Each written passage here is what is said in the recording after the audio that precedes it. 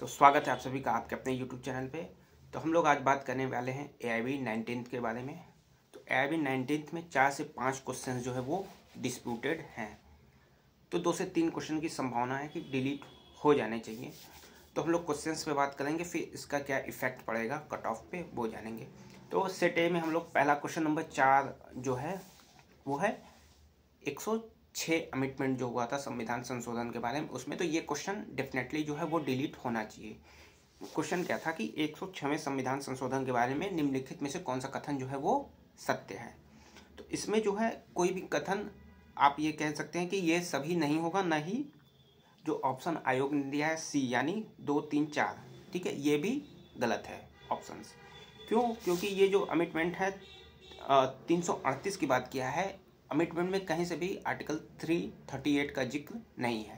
तो आप अमिटमेंट को भी पढ़ सकते हैं। तो इसके हिसाब से जो ऑप्शंस यहाँ पे विकल्प दिए गए हैं वहाँ पे कोई ऑप्शन सही नहीं है, ठीक है।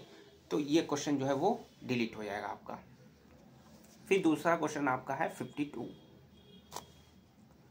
52 नंबर क्वेश्चंस में है हिंदू विवाह अधिनियम 1955 की धारा 15, ठीक है, हिंदू मैरिज एक्ट धारा 15 के बारे में है। तो यहाँ पे देखिए ये डिलीट होने की संभावना कम है, क्योंकि कुछ परिस्थितियाँ ऐसी हैं कि आदमी जो है डाइवोर्स के 1 साल के अंदर ही जो है शादी कर सकता है। तो ये डिस्प्यूटेड क्वेश्चन है। आयोग क्या मांगता है ये आयोग पे निर्भर करता है। तो सेकेंड क्वेश्चन डिस्प्यूट वाला ये है। थर्ड क्वेश्चन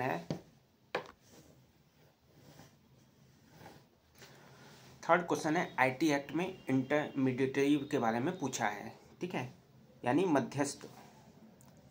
हाँ, मध्यस्थ कौन है? तो इसमें एक ऑप्शन आपका छोड़ दिया है दूर संचार नियामक।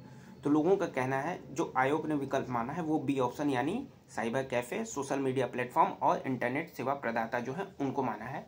लेकिन लोगों का कहना है कि इसमें दूर संचार नियामक जो है वो छोड़ दिया गया है, वो ऑप्शन इंक्लूड होना चाहिए। यदि ये इंक्लूड होता है तो इसका ऑप्शन हो जाएगा डी यानी ये तीनों। तो ये 3 क्वेश्चंस तो डेफिनेटली बन रहे हैं कि कुछ ना कुछ एराइज। इसमें कि पहला क्वेश्चन नंबर 4 वो डेफिनेटली डिलीट हो जाना चाहिए।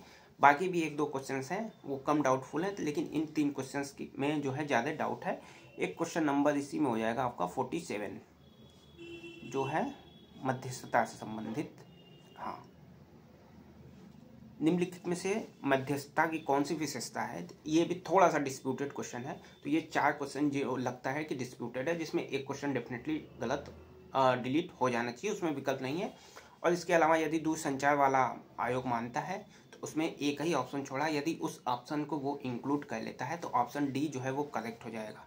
इस हिसाब से जो सी लगाए हैं अभी ऑफिशियल आंसर की में जो सी है, बाद में जब चेंज होगा अगर डी होता है तो 1 नंबर उनका जो है वो कम हो जाएगा। तो ये सारे डिस्प्यूट वाले क्वेश्चन है। आपके हिसाब से कौन सा क्वेश्चन जो है डिस्प्यूटेड है ये आप कमेंट बॉक्स में बताएंगे, ठीक है, और क्यों, उनका साक्ष्य भी आपको प्रस्तुत करना होगा।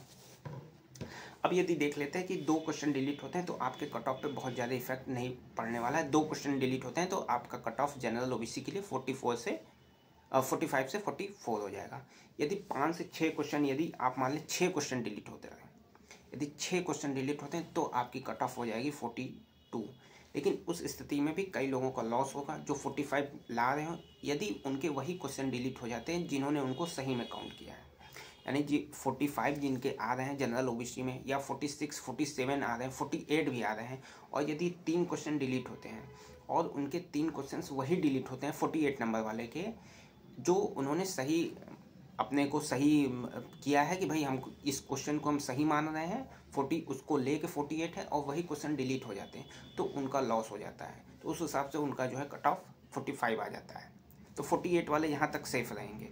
लेकिन यदि 45 किए हैं और 3 क्वेश्चन 45 वालों का वो डिलीट हो जाता है जिसे उन्होंने सही माना है, तो उनका नंबर आ जाएगा 42। तो वहाँ से वो जो है सेफ जोन में नहीं रह पाएंगे। तो ये सारी चीज़ें हैं। और कोई क्वेश्चन है तो आप कमेंट बॉक्स में पूछ सकते हैं।